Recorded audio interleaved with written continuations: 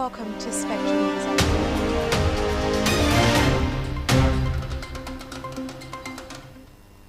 Well,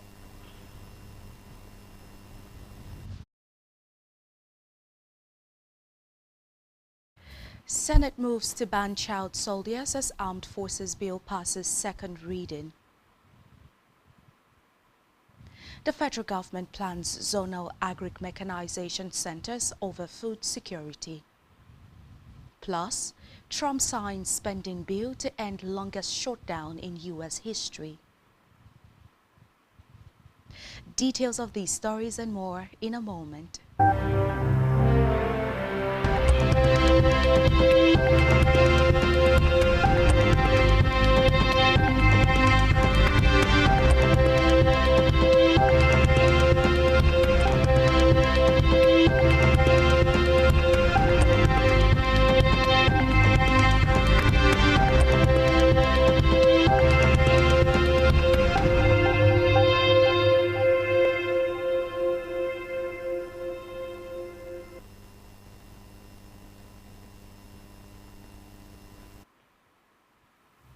Many thanks for staying tuned and welcome back to Spectrum News at 4. We begin this afternoon with the nation's leader, President Bola Ahmed Tinubu, who has approved the repair of 2 more federal roads in Ekiti State. According to a statement by Governor Biodun Oyebanji's Special Advisor on Media, Yinka Oyebode, the roads are Itawure Aromoko Ado Ekiti and Aromoko Ijero Ifaki Ekiti roads. He said the repairs will be captured in the 2026 budget of the federal government. The development followed a visit by Governor Oyebanji and the Senate leader, Senator Ogbeyemi Bamidele, to President Tinubu at the presidential villa in Abuja on Sunday, November 9, 2025, during which the condition of federal roads in Ekiti State was discussed. Away from that, the federal government has announced plans to establish 1 mechanization service center in each of Nigeria's 6 geopolitical zones as part of efforts to boost food security and strengthen agricultural productivity across the country. The Minister of Agriculture and Food Security, Senator Abubakar Kyari, made this known at the 25th International Conference and 45th Annual General Meeting of the Nigerian Institution of Agricultural Engineers held at the National Center for Agricultural Mechanization, Idofian, Kwara State. Kiara explained that the proposed mechanization service centers will serve as regional hubs for the equipment training, repairs and coordination aimed at ensuring that modern farm machinery is accessible, functional and properly maintained nationwide. He said the initiative is part of Tinubu's administration's renewed push to modernize the agricultural sector and empower farmers, particularly youth and women, with technology-driven tools for enhanced productivity. And from the red chambers now, where the Senate has moved to outlaw the recruitment of persons under the age of 18 into the military as it passed the Armed Forces Repeal and Reenactment Bill 2025 for second reading. The provision, which prohibits the enlistment of minors, aligns Nigeria's military practices with the Child Rights Act 2003, the United Nations Convention on the Rights of the Child, and the African Charter on the Rights and Welfare of the Child. The bill, sponsored by Senator Abdulaziz Yaradua, Castina Central, seeks to repeal the existing Armed Forces Act 2004, replacing it with a constitutionally compliant and operationally responsive law. Leading the debate on the floor of the Senate, Yaradua said the reform was long overdue, underscoring that the current legislation, originally derived from a military decree, no longer meets the needs and demands of modern governance, democratic accountability, or evolving security realities. And to the Green Chambers, the House of Representatives has directed the Federal Ministry of Education and the West African Examinations Council (WAEC) to suspend the planned commencement of computer-based testing (CBT) for the 2026 examination with immediate effect. The House also urged the ministry, in collaboration with state governments, to make provisions in the 2026, 2027, and 2028 and 29 budgets for the recruitment of computer computer teachers, construction of computer halls with internet facilities, supply of standby generators, and the monitoring of private schools' readiness before implementing the CBT policy in 2030. The resolution followed the adoption of a motion of urgent public importance moved by Kelechi Nwogu, titled Need for Intervention to Avert the Pending Massive Failure of Candidates Intending to Write the 2026 WAEC Examination using Computer-Based Testing, CBT, capable of causing depression and death of students at today's plenary. Meanwhile, the House of Representatives has received and approved a petition from a social-cultural group, Ezi Umwada Igbo, calling for the removal of Sophia Mbakwe, the Executive Vice President Business Services of the Nigerian National Petroleum Company Limited, Nnpcl, over claims that she is occupying a slot meant for the Southeast region while allegedly not being from the zone.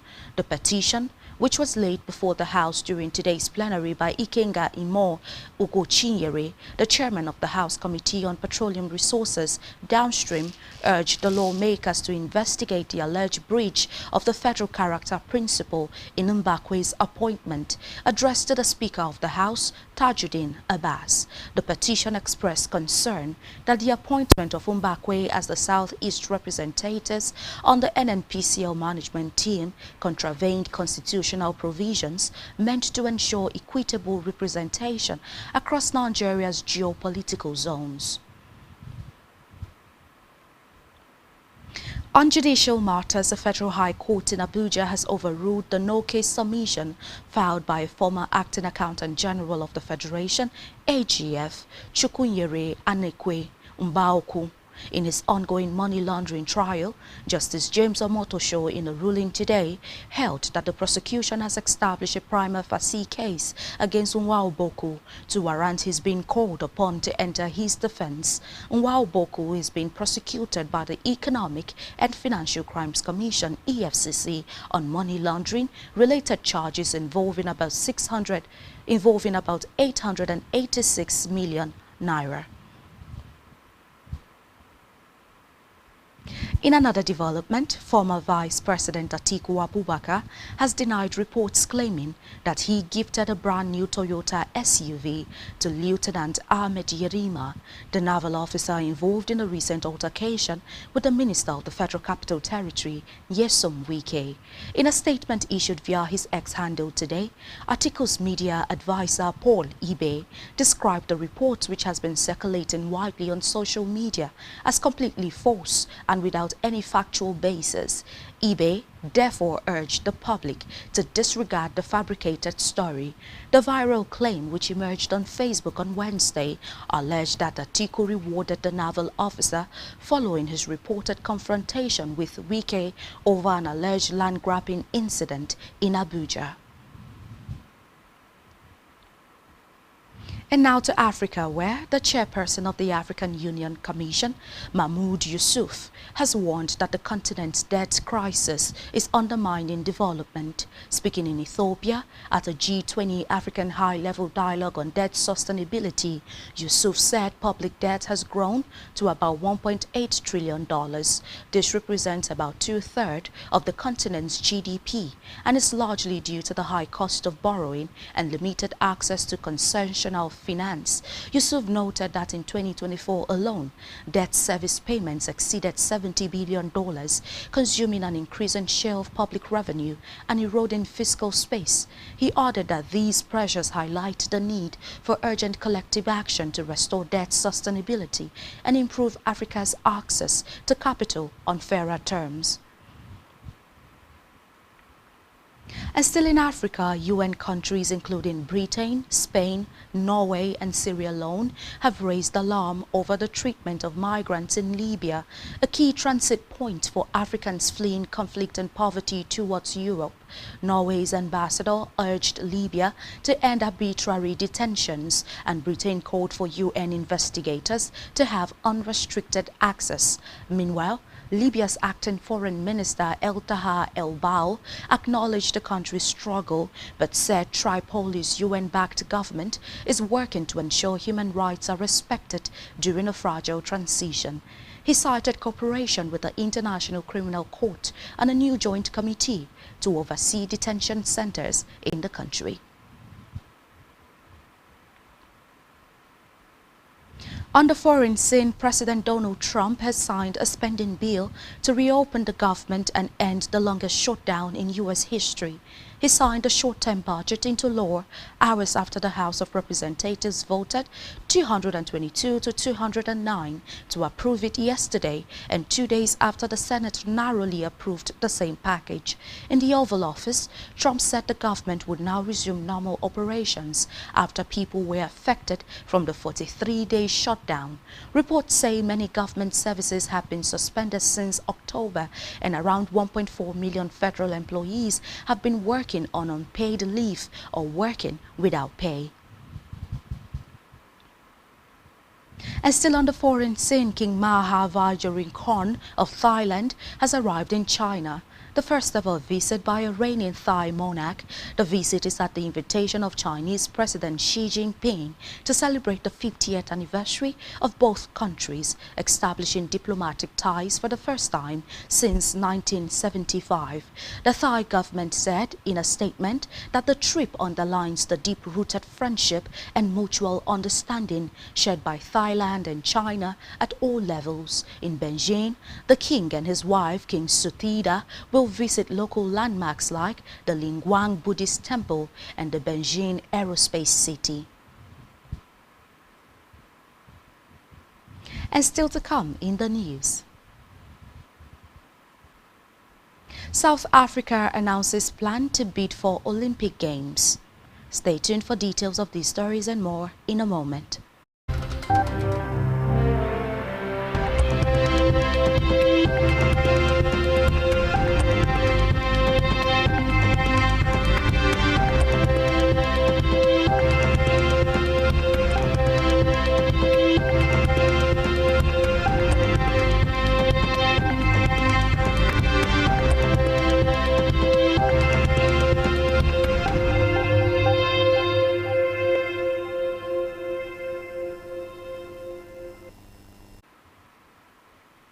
Many thanks for staying tuned, and now we take you through the rest of the news stories. Continuing from our business news, where the Manufacturers Association of Nigeria, MAN, has warned that the National Agency for Food and Drug Administration and Control's directive banning the production and sale of sachet and small PET bottle alcohol beverages by December 31st, 2025 could cost the Nigerian economy over 1.9 trillion naira in investments and about 5.5 million jobs. The Director General of MAN, Segun Ajayi Kadir, said the NAFDAC-sponsored ban would hurt indigenous manufacturers and destabilize the economy at a time the manufacturing sector was beginning to recover. In a statement, Segun Ajayi Kadir described the ban as unfair and against the run of play in the industry, noting that it contradicts the resolutions jointly reached by stakeholders during the validation of the draft National Alcohol Policy in October 2025. And still in business, the Nigerian Midstream and Downstream Petroleum Regulatory Authority, Nnpcl, has stated that the proposed implementation of the fifth Nnpcl is no longer in view. The Director, Public Affairs Department, Nnpcl, George Eneita, made this known in a statement posted on its X handle today. Nnpcl also assured that there is an adequate supply of petroleum products in the country within the acceptable national sufficiency threshold during this peak demand period. In health, the Coordinating Minister of Health and Social Welfare, Professor Mohammed Pate, has said that the 280,000 newborn babies die within the first 28 days of life due to the problems of prematurity. Pate disclosed the alarming figure in Abuja during a briefing to discuss the launch of the Nigerian Child Survival Action Plan and the National Birth Defect Surveillance Guideline. The minister said the country also records 162,000 childhood pneumonia-related deaths annually. Pate, who was represented by the Director of Health Promotion, John Urakba, said data from the Nigerian Demographic and Health Survey revealed that the country under 5 mortality rate declined from 201 deaths per 1,000 live births in 2000 to 110 in 2023, representing a 45% reduction. He, however, noted that despite this progress, approximately 850,000 preventable newborn and under 5 deaths are predicted to occur annually in Nigeria. And still in health, the Minister of Finance and Coordinating Minister of the Economy, Wale Edun, has announced that Nigeria is seeking to raise nearly 150 billion naira to fund vaccine procurement for 2025 and 2026. Edun revealed this at the 2025 Joint Annual Review of the Health Sector themed All Hands, One Mission, bringing the Nigerian health sector to light. He added that it is crucial to maximize domestic resource mobilization as today's world depends heavily on multilateral and global collective efforts. The minister, however, noted that reforms and funding would not be fully effective without the participation of state and local governments, urging them to increase spending on health and education to complement federal initiatives. And now to sports, where Fulham star Alex Iwobi will look to make his 90th appearance for the Super Eagles when they take on the Panthers of Gabon in the 2026 FIFA World Cup playoff in Rabat today. Barring any unforeseen circumstances, Iwobi is expected to be named in starting lineup by head coach Eric Schell. The 29-year-old, who represented England at underage level, switched allegiance in 2015. The versatile midfielder made his debut for the Super Eagles in the friendly against Democratic Republic of Congo in October 2015. For the 2036 or 2040 Olympic and Paralympic Games, the government said today, aiming to bring one of the world's biggest sporting events to Africa for the first time, to host the Football World Cup in 2010. This is according to the Minister in the Presidency, Kumbuzo Nitshaveni, in a press briefing. She said Pretoria had entered into continuous dialogue with the International Olympic Committee, headed since June by Zimbabwean Christy Conventry. Cape Town had bid to host the 2004 Games, which ultimately, popularly known as Burna Boy, has sparked controversy after he ordered a couple out of his concert in Denver, United States, for allegedly sleeping midway into his performance. The drama began when the singer paused his set and asked the man to take his girlfriend home for sleeping during his performance. At first, the couple, especially the lady, was reluctant, but eventually left after the crowd started demanding they leave, as Burna Boy vowed not to perform another song until their exit. Burna Boy resumed his performance after the couple left the concert. His action has sparked mixed reactions, with many berating him for kicking ticket holders out of his concert.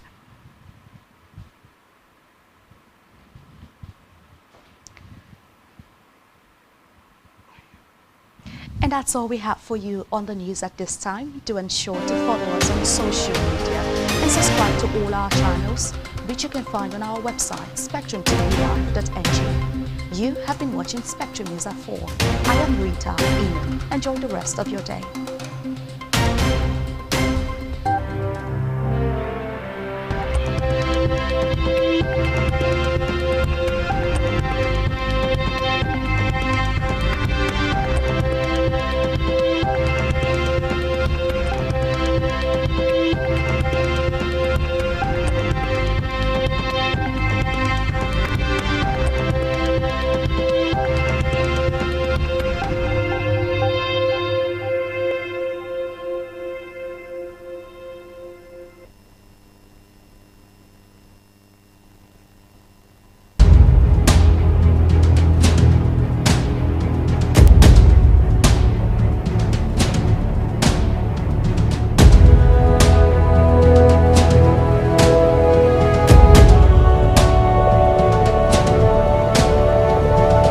Spectrum TV, broadening